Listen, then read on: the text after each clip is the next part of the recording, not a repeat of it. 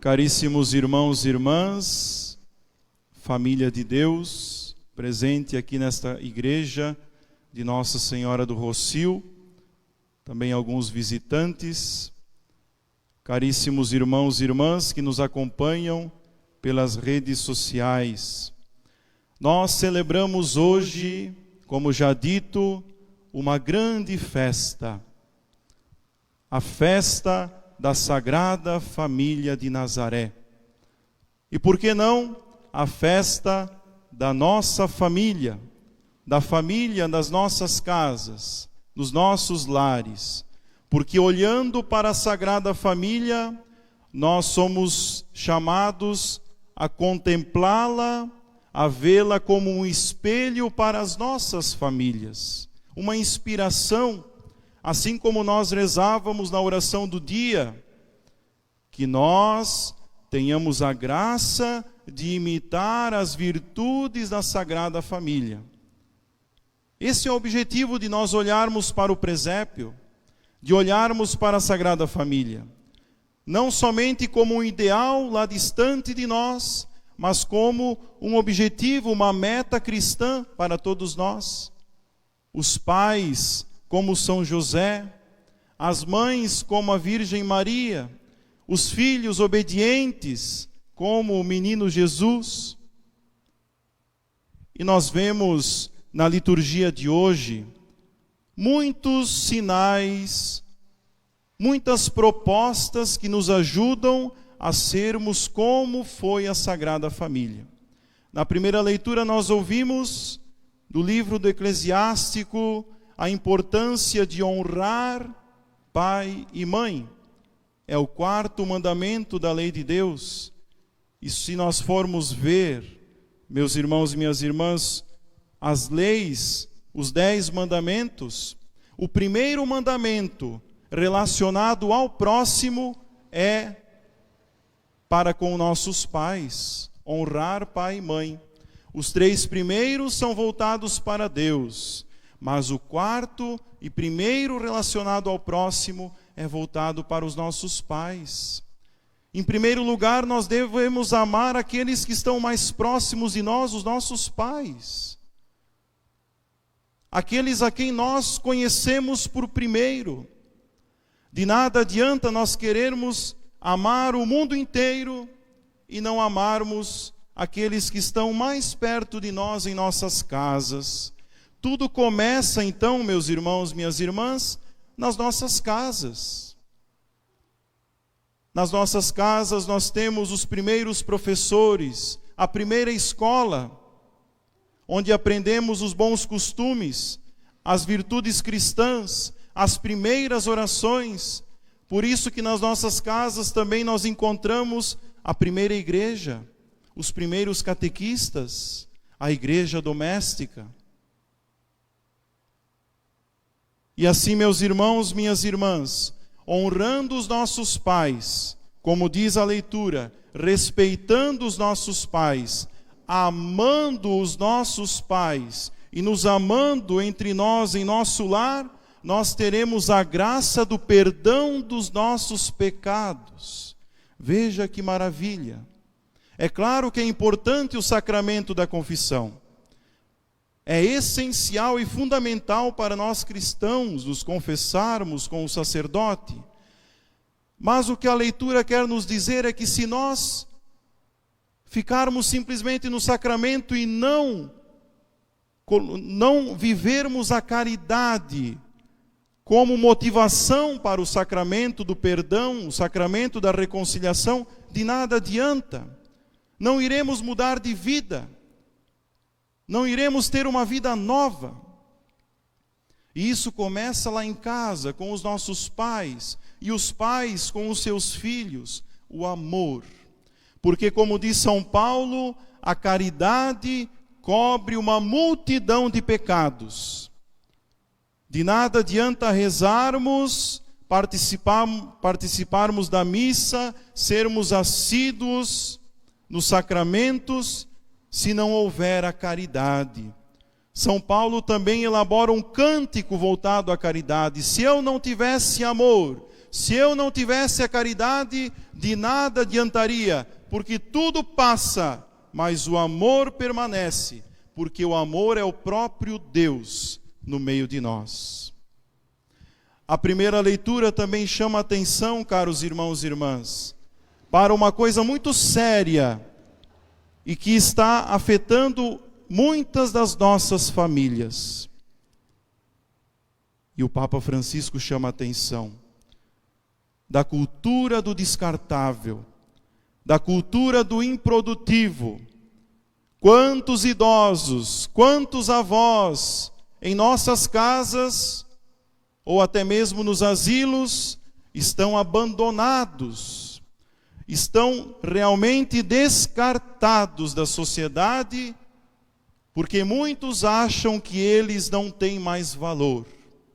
Isso é muito triste para nós cristãos, que olhamos para a cruz, um Deus abandonado, um Deus desprezado pelo mundo, e olhando para os idosos, para as pessoas mais vulneráveis, mais desprezadas, Jesus partilha o mesmo sofrimento deles, porque ele também se sentiu abandonado. Não podemos deixar com que essa cultura do descartável entre nos nossos corações, na nossa família, meus irmãos, minhas irmãs. Todo mundo tem o seu valor, desde a concepção até o fim da vida. Todos têm o seu valor aos olhos de Deus, e nós, como cristãos, temos que levar em conta esse grande valor que todos e todas têm. Isso é amar. Isso é receber o perdão de Deus, é cultivar uma harmonia nos nossos lares, é cultivar o amor de Deus em primeiro lugar e o amor ao próximo. Porque se na nossa casa não cultivarmos este amor, este respeito, esse honrar pai e mãe, essa obediência dos filhos, não esperemos muitas coisas lá fora, porque tudo começa na família, nos nossos lares. Como eu disse, primeira escola, primeira igreja. E a segunda leitura, meus irmãos, nos chama a atenção para este amor que é o vínculo da perfeição. O amor é o resumo de toda a nossa vida, pelo menos deveria ser. E esse amor nos faz encontrar nos momentos mais difíceis das nossas vidas um sentido para viver, um sentido para nos entregarmos, para nos doarmos em nossa família. São Paulo vai dizer que nós muitas vezes temos que nos suportar dentro de nossos lares, porque não é fácil. Às vezes lá em casa existem algumas pequenas guerras, não é verdade? Mas isso não pode impedir com que nós caminhemos, sigamos firmes a nossa caminhada, a nossa vida cristã. E esse suportai-vos uns aos outros, nós não podemos simplesmente reduzir em suportar o aborrecimento ou o erro do outro lá em casa, mas também suportar no sentido de ser um apoio, de muitas vezes ter que carregar o seu cônjuge, o seu filho, o seu pai e sua mãe na casa. Assim como os casais prometem no sacramento do matrimônio, na alegria, na tristeza, na saúde, na doença, todos os momentos de nossa vida. Se nós soubermos suportar, ser um suporte, ser um apoio, um para com o outro, nós aprenderemos de fato o que é ser cristão. E talvez alguns de vocês me perguntem, mas nem todos na minha família merecem o amor, merecem ser amados, porque este faz isso, esse tem um vício nisso, esse é assim. Meus irmãos, minhas irmãs, se nós entrarmos na lógica do merecimento, nós também não mereceríamos o amor imenso que Deus tem por nós. Não mereceríamos. Porque quando éramos pecadores, estávamos na escuridão do nosso pecado, Deus nos amou de um modo tão grande, a ponto de entregar o seu próprio Filho para nos salvar. Se nós quisermos amar somente aqueles que nos amam ou que merecem nosso amor, estaremos fugindo da lógica cristã, porque Deus tomou a iniciativa no amor, não esperou que nós amássemos Ele, mas Ele nos amou por primeiro. E se nós somos filhos e filhas de Deus, temos a Deus como Pai, somos da sua família, temos que seguir essa lógica também, tomar a iniciativa no amor. Se a sua família está um caos, se na sua casa ninguém olha para ninguém, ninguém conversa com ninguém, comece por você. Não espere que o outro tome a iniciativa. Comece por você, porque esta é a lógica de Deus. Deus tomou a iniciativa no amor, no diálogo com o ser humano. Não esperou que nós tomássemos a iniciativa. E assim, meus irmãos, minhas irmãs, nós saberemos qual é a identidade de cada um, de cada uma na nossa casa. Porque no mundo que estamos hoje, infelizmente, temos uma grande crise de identidade dentro das nossas famílias. O pai não sabe o que é ser pai, muitas mães não sabem o que é ser mãe, o pai muitas vezes quer ser o filho muitas vezes quer ser o pai, o filho é colocado lá no topo, lá em cima, dão de tudo do bom e do melhor para ele, e muitas vezes o mais importante não dão, que é a educação, que é o amor de verdade, o amor que vem de Deus. Temos que tirar das nossas famílias esta crise de identidade. São Paulo vai dizer isso. Esposas, sedem solícitas aos seus maridos, disponíveis, acessíveis aos seus maridos. Maridos, amai vossas esposas, não sejam grosseiros com elas. São Paulo dizendo, filhos, sejam obedientes aos seus pais. Não se intimidem. É a identidade. Cada membro da família tem uma missão dentro do lar.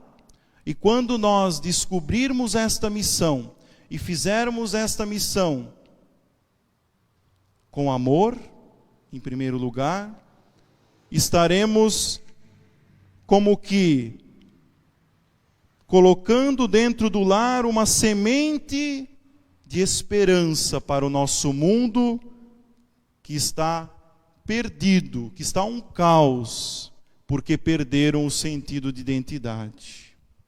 O que é o pai, o que é a mãe, o que são os filhos. E o Evangelho nos chama a atenção para não ficarmos simplesmente nas nossas casas. Não terminarmos esse amor, esta educação dentro dos lares. Mas precisamos levar também nossos filhos para serem consagrados a Deus pelo batismo. Precisamos levar os nossos filhos para a igreja, ensinar que nós somos uma família mais ampla. E ao longo da vida, ao longo da nossa caminhada como família, iremos também ampliar os nossos horizontes para as outras famílias, nas nossas comunidades, assim como fez José e Maria, que levaram o menino Jesus para o templo, para ser consagrado, para ser apresentado, e ali alargou o sentido de família, como família sociedade, a família comunidade, família igreja cristã. Assim como José e Maria consagraram a sua família e o menino Jesus para Deus, também nós consagremos nossas famílias, para que aprendamos e realmente consigamos viver esse amor, esta caridade cristã, com o auxílio de Deus, consagrados, amparados por Deus. E por fim, meus irmãos e minhas irmãs, Simeão e Ana tiveram a graça de ter um menino no colo, de contemplar aquele menino. Talvez nossos corações estejam meio caducando, meio já um coração velho, não digo pela idade de cada um aqui, mas o coração. Muitas vezes um jovem pode ter um coração velho, um coração sem esperança, um coração desanimado, sem nenhuma expectativa de vida. Somos chamados a olhar para esse menino no presépio, aqui presente diante do altar, e renovarmos a nossa esperança, renovarmos o nosso amor, e vermos que nada está perdido. Uma vida, a vida que nos dá a salvação, está neste menino, tão acessível a nós, que podemos carregar no colo, e podemos dizer como disse Simeão: os meus olhos viram a salvação, agora eu posso descansar em paz, porque a salvação me alcançou.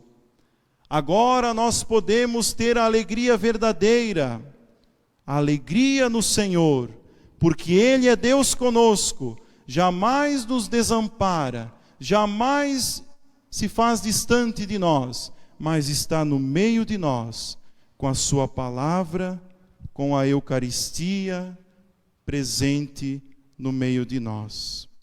Peçamos a graça, a Virgem Senhora do Rossio, para que tenhamos um coração aberto, um coração generoso, para, amados, amarmos uns aos outros. Amém.